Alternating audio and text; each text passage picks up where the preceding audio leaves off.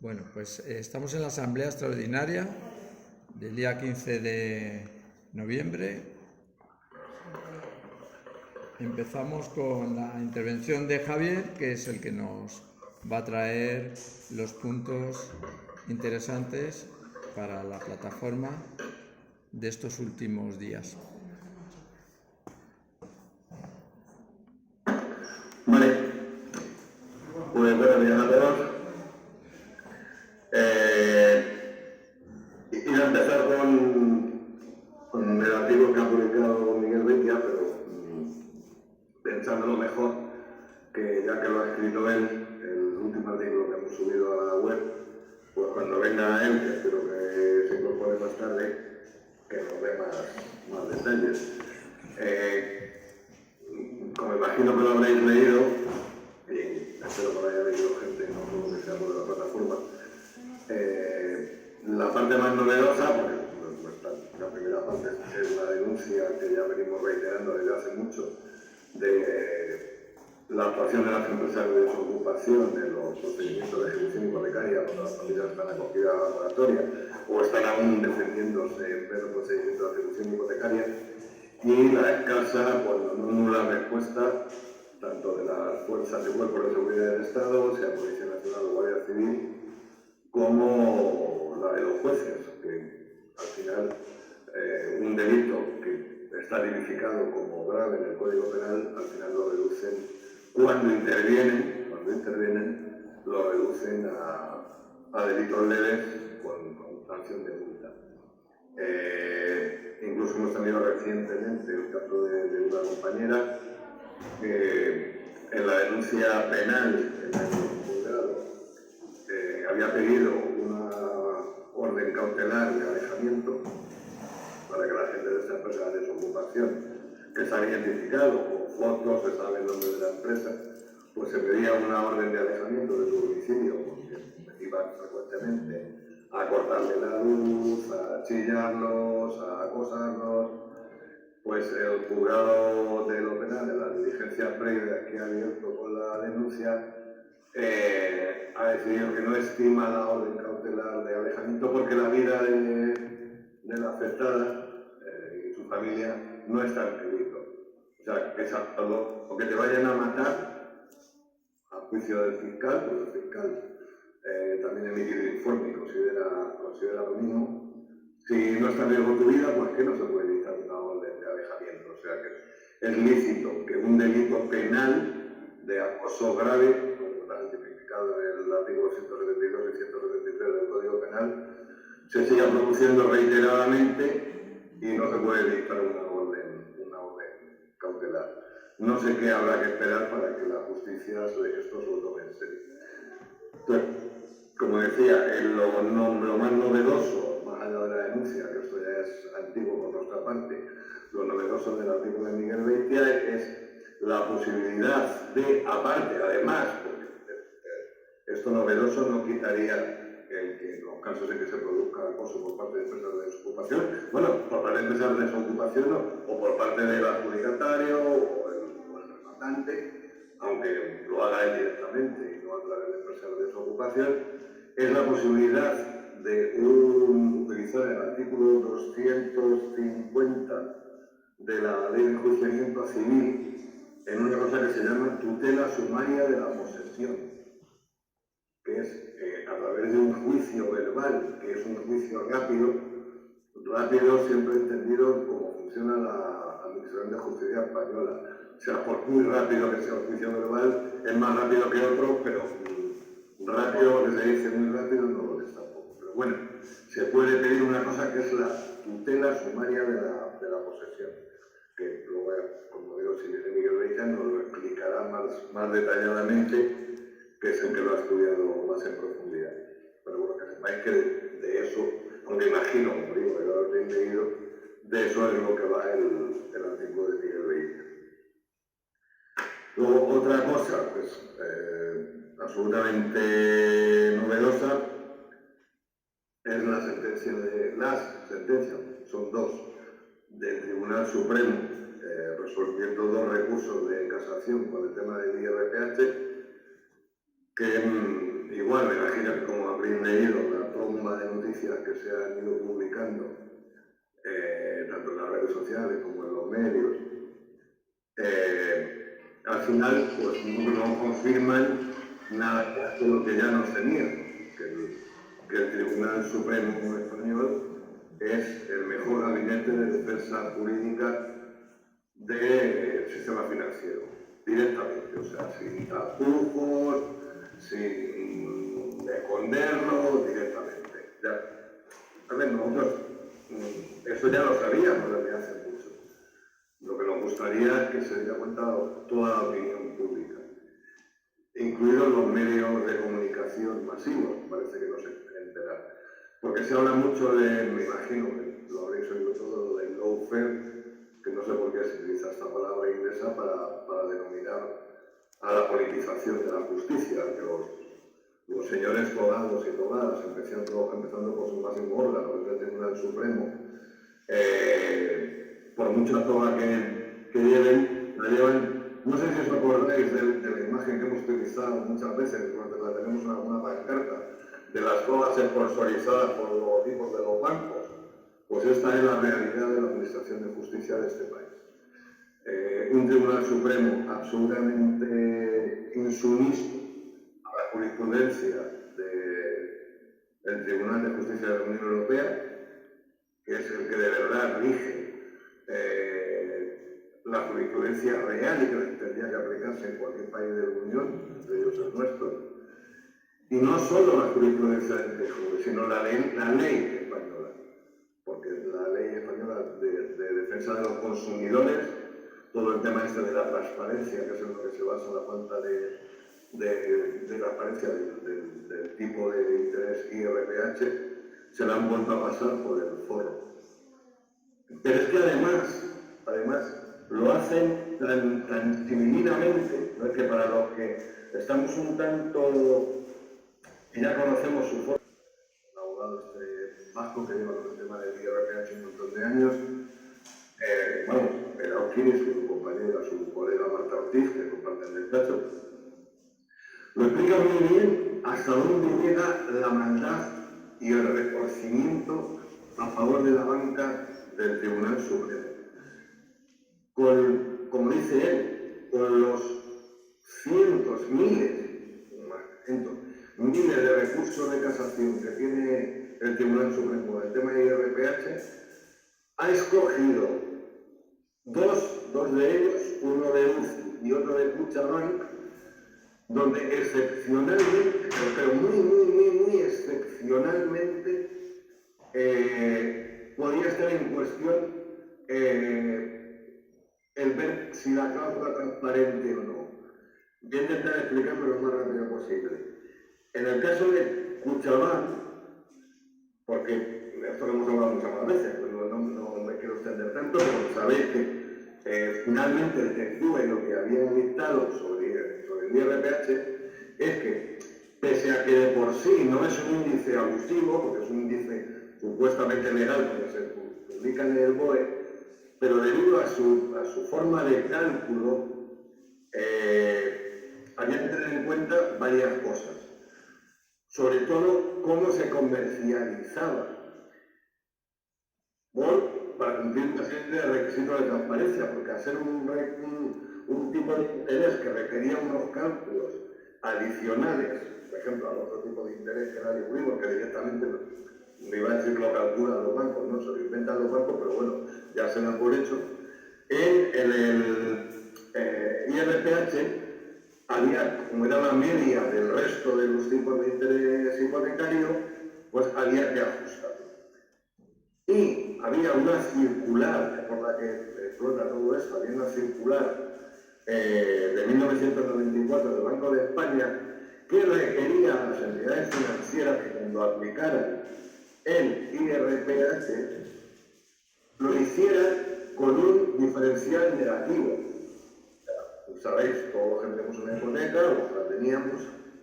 que el Euribor, vamos, el tipo de interés, si en caso de que Euribor lleva sumado un diferencial. Euribor más tanto, que es supuestamente el margen de ganancia del banco. Pero tal y como se calculaba el IRPH, que ya incluía gastos y comisiones de las medias de los préstamos hipotecarios de todo el país, al volverle a sumar los gastos y comisiones estaba duplicando. Entonces era un índice que por narices tenía que ser más caro. Entonces el Banco de España pedía a las entidades financieras que cuando se aplicara el IRPH el diferencial no fuera positivo sino negativo, fuera IRPH menos un diferencial. Esto, en el 99,9% de las hipotecas referenciadas a IRPH, no es así, el diferencial es positivo.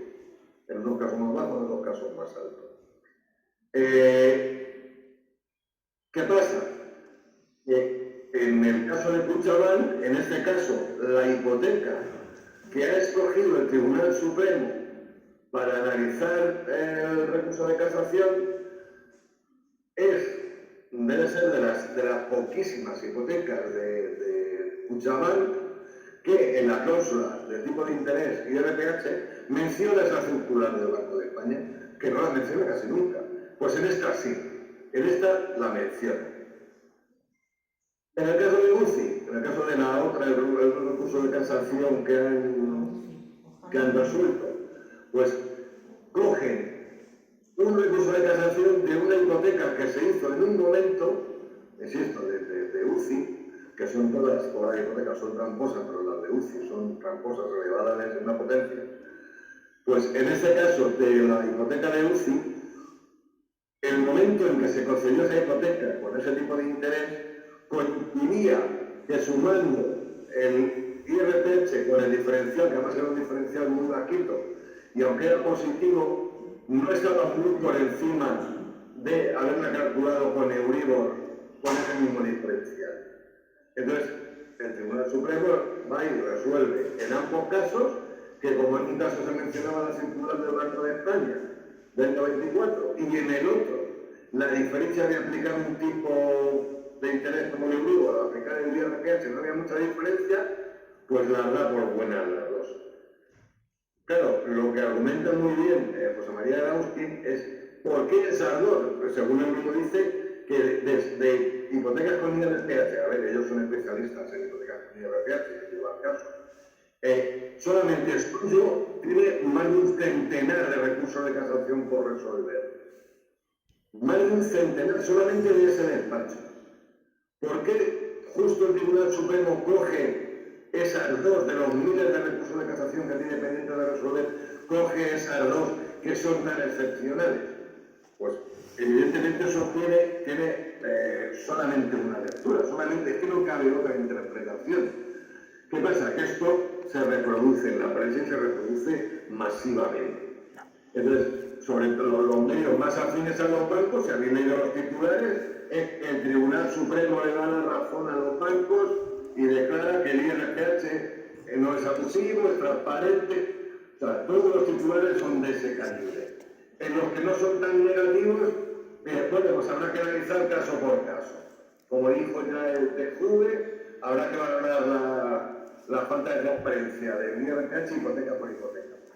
Claro, con eso que consiguen directamente, aunque luego el resto de hipotecas, tanto de UCI como de Kutxabank, como cualquier banco que referenciara sus hipotecas a IRPH, se pueda ganar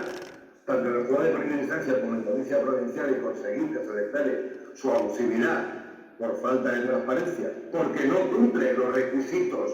esos que reúnen estos dos casos. ¿Qué ha conseguido ya de antemano el Tribunal Supremo? Pues que la gente no denuncie, que la gente ante esas noticias de que el Tribunal Supremo le da la razón a los bancos y el IRPH es perfectamente legal, mucha gente, incluso gente que ya tenga los procedimientos, es decir, va a estar yo aquí esperando un montón de tiempo a conseguir que salga, porque las sentencias son muy lentas, pagando abogado, pagando procurador, costándome el dinero para que luego al final no consiga nada, pues no sigo adelante con la demanda. Y la gente que se lo estaba pensando y que estaba esperando precisamente a esta sentencia para decidir si demandaba o no, pues también se va a echar para atrás y no va a poner la demanda. En el caso que más directamente que nos afecta a nosotros, que es el tema de cuando ya tenemos la ejecución hipotecaria y es una hipoteca referenciada a IRPH, pues esto, si ya lo sabemos porque cuando tenemos, no solo abogados de oficio, incluso algunos abogados de pago, que los estamos pagando, pues van a ser todavía mucho más reacios, muchísimo más reacios de lo que ya lo eran,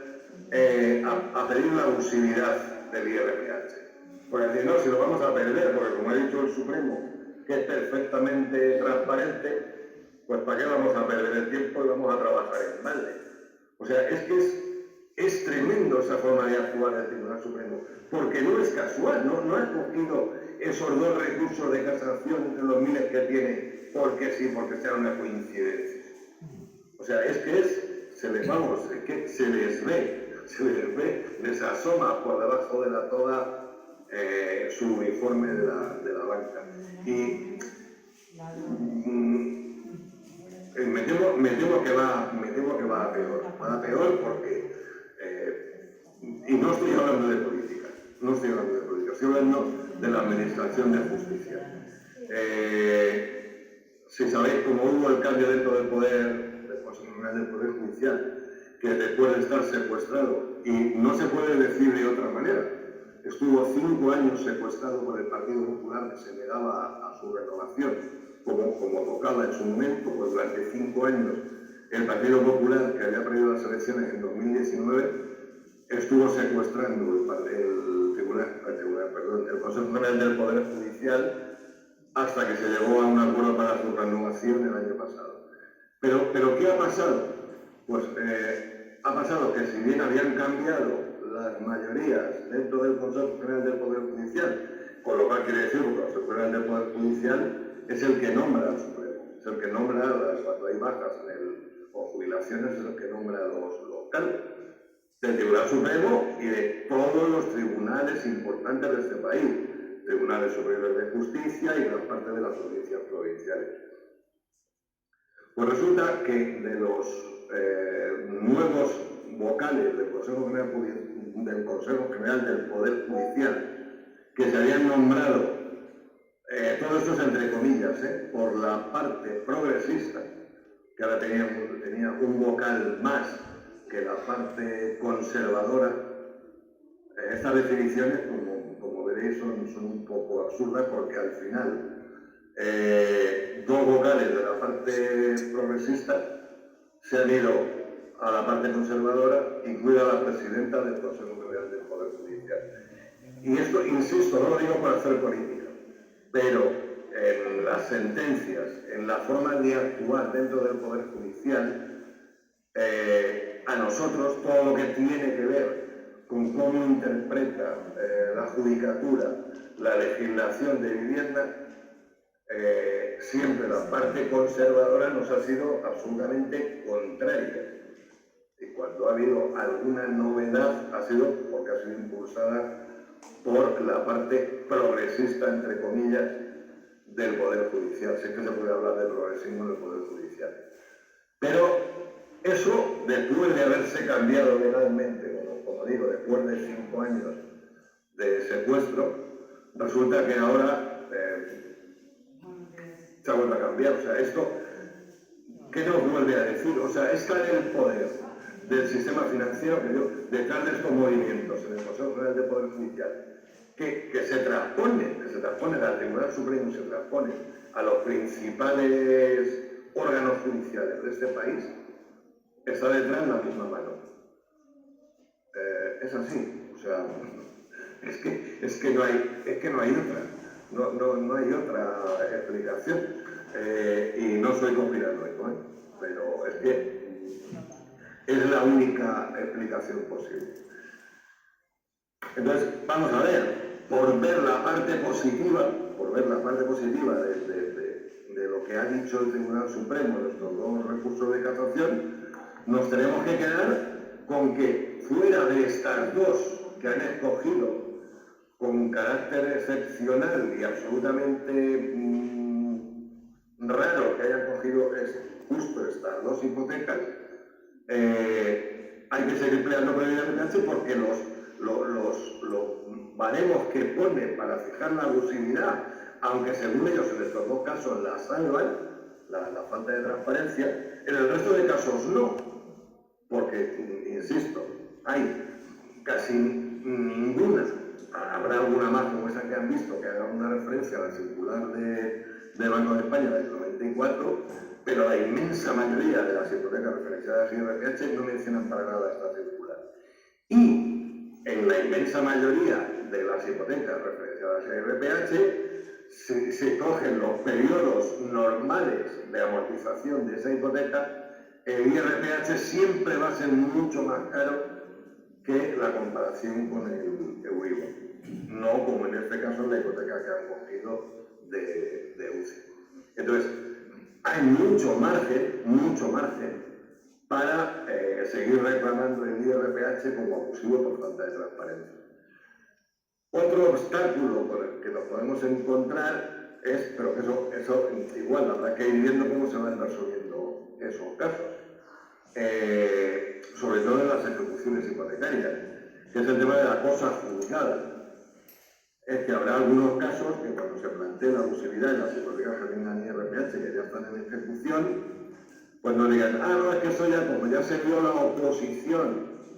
a la demanda y ya se analizó la abusividad de las cláusulas, esto ya está analizado y entonces no corresponde volver a entrar a valorar. Como ya creo que he comentado también en alguna otra ocasión, según muchos expertos, aquí no entraría el factor de cosas juzgadas, salvo, a mi juicio, que se haya valorado realmente la cláusula del IRPH y se haya valorado su falta de transparencia, cosa que no ha pasado casi nunca. Pero habrá que ir viendo. De todas maneras, como tenemos pendiente la reunión esta virtual con el equipo de Planariba, del bufete de abogados de Moreno Yagüe, que aparte de saber muchísimo de Euribor, también saben mucho de IRPH, pues será uno de los temas que le vamos a plantear, como ver la colaboración para ver cómo sacar adelante las oposiciones, tanto por la manipulación del Euribor como por la falta de transparencia del IRPH. Yo justo el día antes de ingresar en el hospital hablé con el socio de Juan Moreno, que se llama también Juan Marcos en este caso, y ellos lo tienen muy claro. Yo ya se lo dije, que en Madrid tenemos la peculiaridad de tener 3 juzgados exclusivos para hipotecario y que son de los juzgados de España que seguramente su nivel de prevaricación está más alto. Claro, el hombre se reía cuando se lo decía, pero es que es la realidad. O sea, tanto el 31 como el 32 como el 100 son paladines de la prevaricación, junto con su jefe del Tribunal Supremo. Entonces, posiblemente sea un poco más complicado, pero bueno, ellos dicen que no, que ellos tienen el conocimiento y la experiencia jurídica como para conseguir la paralización de las ejecuciones en ambos casos, tanto por la manipulación del Euribor como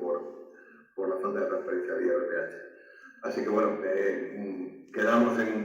porque yo no sabía que iba a ser tan rápido lo mío, quedamos para finales de esta semana,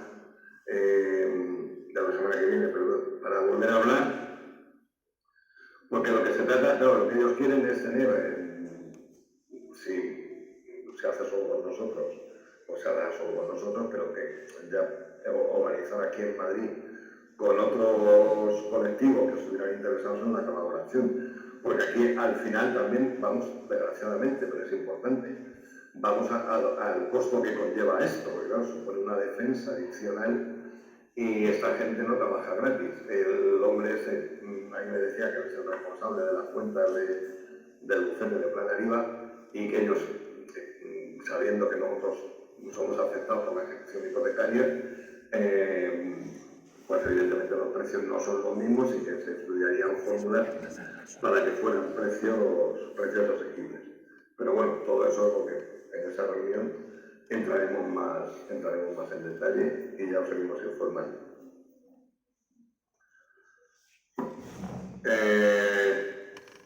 Si tenéis preguntas sobre esto o lo resolvemos al final, porque tengo todavía otro par de cosas.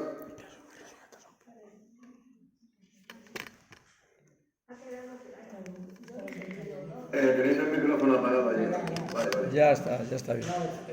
Lo que has explicado está está claro. Así que si tienes algún otro tema, continúa, Javier. Sí,